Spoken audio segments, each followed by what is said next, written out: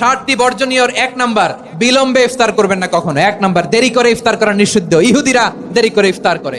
লা ইয়াজালুন নাসু আলা খাইরিন মা আজ্জালুল ফিতরা। বিশ্বনবী বলেছেন, এই উম্মত যতদিন আগে আগে ইফতার করবে, এই উম্মতের কপাল থেকে কল্যাণ কেউ ছিনিয়ে নিতে পারবে না। চিল্লায় বলেন ঠিক কি না? আজানের জন্য বসে থাকবেন না, সময় দেখবেন। স্থানীয় সময় যখন সূর্যাস্ত হওয়া মাত্রই বিসমিল্লাহ, খেজুর খেয়ে ফেলবো। পারবেন তো নাকি দেরি করবেন? 2 নাম্বার, রমাদানের পবিত্রতা বজায় রাখবো। কোনো তর্ক বিতর্ক অশ্লীলতায় আমরা জড়াবো না, ঝগড়া করবো না, সরাসরিও না, ফেসবুকেও না। করবেন কেউ গালি দিলে বলবেন ইন্নী ইমরুউন সায়েম, আমি রোজাদার।